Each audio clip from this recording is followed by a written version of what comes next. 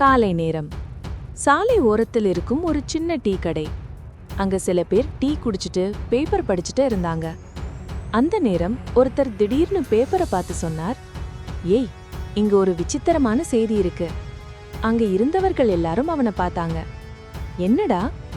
அவன் பேப்பரை திருப்பி காட்டி சொன்னா, மகாபலிபுரம் கடலுக்குள்ள பழமையான நகரம் இருக்கலாம்னு ஆராய்ச்சியாளர்கள் சொல்லியிருக்காங்க. அதை கேட்ட உடனே டீ கடையில இருந்தவர்கள் ஆச்சரியமா கேட்டாங்க, கடலுக்குள்ள நகரமா? அந்த நேரம் டீ குடிச்சிட்டு இருந்த ஒரு வயதான அண்ணன் மெதுவா சிரிச்சார். அது புதுசா இல்லப்பா, அந்த கதை ரொம்ப பழையது. அங்க இருந்தவர்கள் எல்லாரும் அவரை நோக்கி பார்த்தார்கள். என்ன கதன்னே? அவர் மெதுவாக பேச ஆரம்பித்தார். பல வருடங்களுக்கு முன்பு மகாபலிபுரம் கடற்கரையில் ஒரு சாதாரண விடியற்காலை.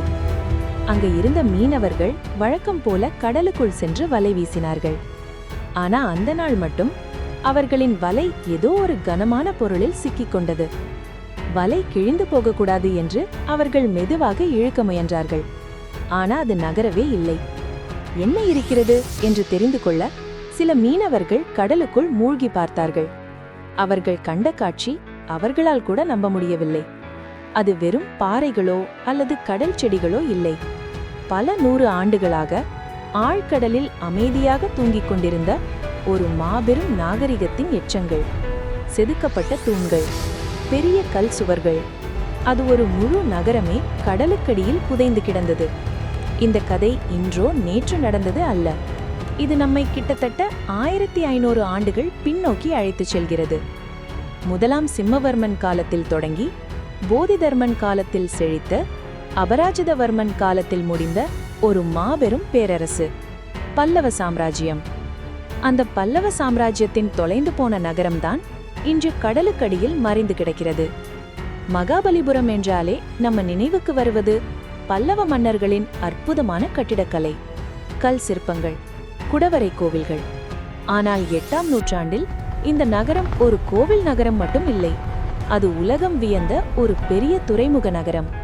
சீனா, ரோமன் நாடுகள், பல தூர நாடுகளிலிருந்து கப்பல்கள் வந்து இங்கு நிற்குமாம். அந்த காலத்தில் மாமல்லபுரம் ஒரு செழிப்பான வணிக நகரமாக இருந்தது. ஆனா இந்த நகரத்துக்கு ஒரு பெரிய மர்மம் இருந்தது. வெளிநாட்டு மாலுமிகள் இந்த இடத்தை 7 பகோடாஸ், அதாவது 7 கோபுரங்கள் என்று அழைத்தனர். கடலிலிருந்து பார்த்தால் 7 பெரிய கோபுரங்கள் தெரிந்ததாக அவர்கள் எழுதியுள்ளனர். ஆனால் இன்று நாம் பார்க்கும் கோவில் ஒன்று மட்டுமே. மீதமுள்ள 6 கோவில்கள் எங்கே போனது? பல வருடங்களாக ஒரே ஒரு பதில்தான் சொல்லப்பட்டது. காலப்போக்கில் கடல் மட்டம் உயர்ந்ததால் அந்த கோவில்கள் கடலுக்குள் மூழ்கியிருக்கலாம். இது வெறும் கதை என்று நினைத்தபோது 2004ஆம் ஆண்டு ஒரு பெரிய சம்பவம் நடந்தது. அந்த வருடம் வந்த பெரும் சுனாமி. அந்த பேரலை வருவதற்கு முன் கடல் தண்ணீர் திடீரென பல 100 மீட்டர் பின்னுக்கு சென்றது. அந்த நேரத்தில் அங்கு இருந்த மக்கள் கடலுக்கடியில் உடைந்த கோபுரங்களையும் பழமையான சுவர்களையும் நேரில் பார்த்ததாக கூறினர். இதற்கு பிறகுதான் ஆராய்ச்சியாளர்கள் கடலுக்குள் ஆய்வு தொடங்கினர். பல முறை டைவிங் செய்து கடலடியில் தேடினர்.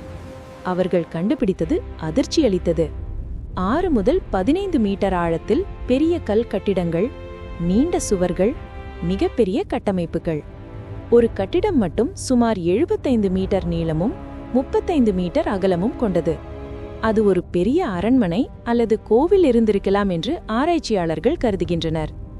இந்த எல்லா ஆதாரங்களும் ஒரு உண்மையை சொல்கின்றன. இன்றைய மகாபலிபுரம் நாம் பார்க்கும் சின்ன நகரம் மட்டும் அல்ல. ஒரு காலத்தில் இங்கு மாபெரும் துறைமுக நகரம் இருந்தது. ஆனால் காலத்தின் போக்கில் அந்த நகரத்தின் சில பகுதிகளை கடல் மெதுவாக விழுங்கிவிட்டது. இன்று அந்த நகரத்தின் கல் சுவர்களும் கோவில் சிதிலங்களும் கடலுக்கடியில் அமைதியாக தூங்கிக் கொண்டிருக்கின்றன.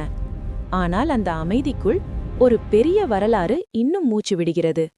மகாபலிபுரம் தமிழர்களின் கடல்சார் வரலாற்றுக்கு ஒரு மிகப்பெரிய சாட்சி. மகாபலிபுரம் ஒரு சுற்றுலா இடம் மட்டும் அல்ல. இன்னும் இப்படிப்பட்ட மறைந்த வரலாற்று கதைகளை தெரிந்து கொள்ள இந்த சேனலை சப்ஸ்கிரைப் செய்ய மறக்காதீர்கள். டீ கப் காலியானது. பேப்பர் மடிக்கப்பட்டது.